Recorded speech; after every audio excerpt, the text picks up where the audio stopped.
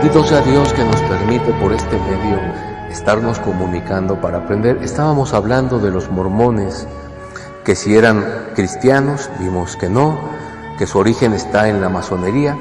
Después hablamos de los adventistas y también demostramos rápidamente que no son cristianos porque quebrantan la palabra, la violan a su antojo, ellos mismos no la guardan y también tienen vínculos con la masonería.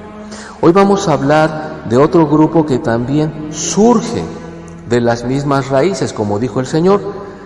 Antes de juzgar un fruto, vamos a ver su árbol, de dónde provienen estos frutos, cuál es su árbol.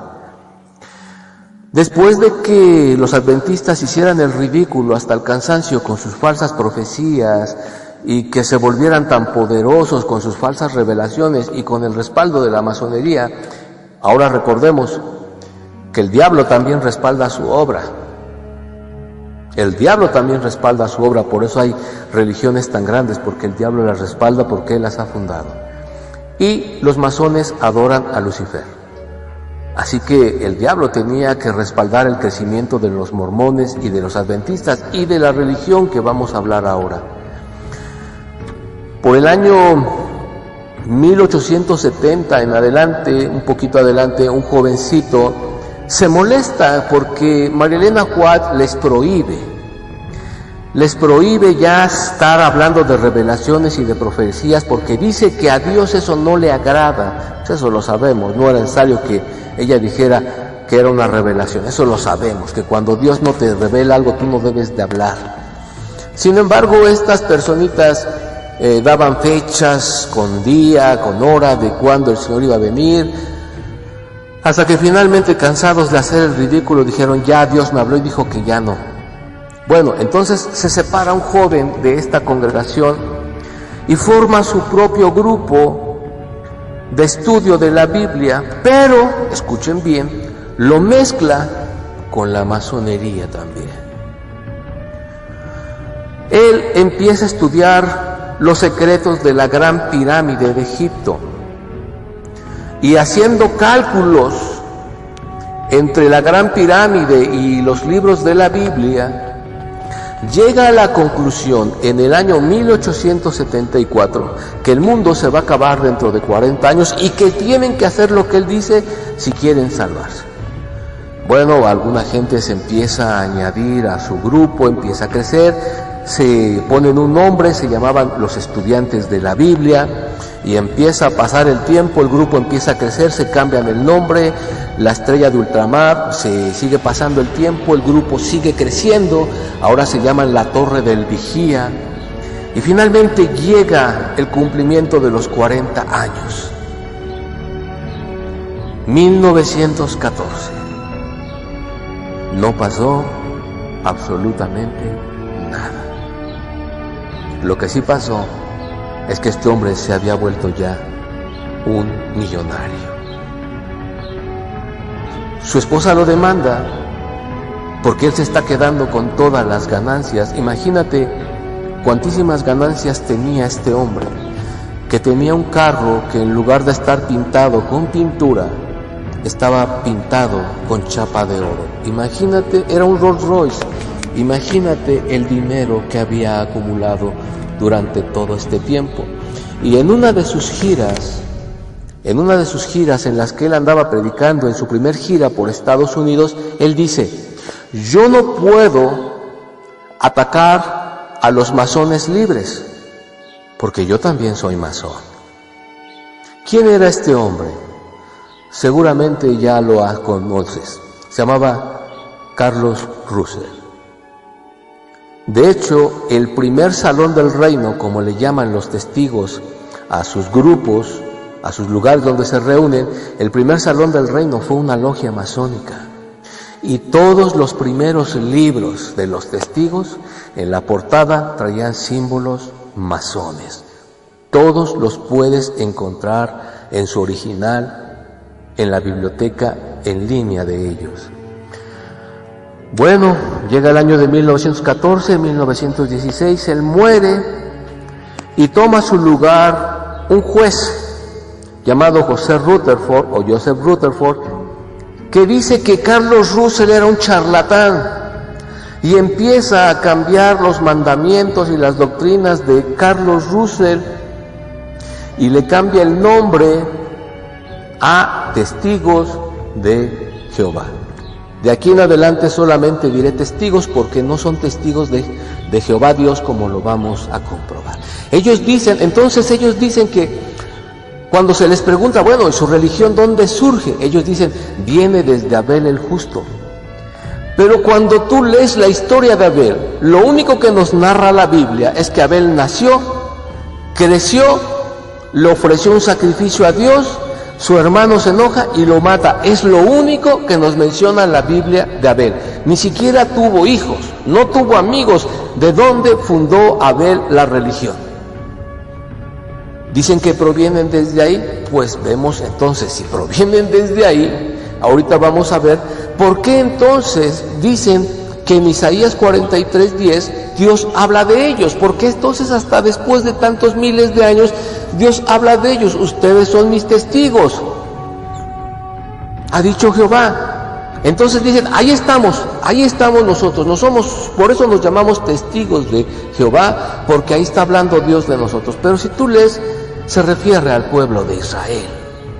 Es una ridiculez decir, está hablando de nosotros, cuando claramente está hablando del pueblo de Israel. Entonces, José Rutherford empieza a cambiar los mandamientos y dice, en el año de 1920, dice que Abraham, Noé, Jacob y los grandes patriarcas van a resucitar, pero no pueden irse a vivir a una casa así normal. Son los hombres más importantes de la Biblia, así que hay que construir una casa digna de ellos. Y construyen una mansión llamada Bet Sharim en San Francisco. Quiere decir casa de príncipes. Llega la fecha que José Rutherford había dado para la resurrección de estos hombres, que era 1925, y no hubo ninguna resurrección. ¿Sabes quién se fue a vivir como príncipe a esta casa? Exacto, José Rutherford. En ese momento, en esos años, él escribe un libro que se llama Millones que ahora viven no morirán jamás. En ese libro ellos enseñan que los cristianos van a ser destruidos porque son unos cerdos. Fíjate bien, los cristianos, él mismo está reconociendo que no eran cristianos ellos, que los cristianos van a ser destruidos porque son unos cerdos. Y dice que toda la congregación que le rodeaba no van a morir. Ninguno va a morir. Millones que ahora viven no morirán jamás, porque el Armagedón estaba tan cerca que ellos eran los únicos que iban a salvarse. Comienzan a pasar los años y todos comienzan a morir hasta que todos mueren. Y su profecía, igual que la de Russell, vuelve a fallar.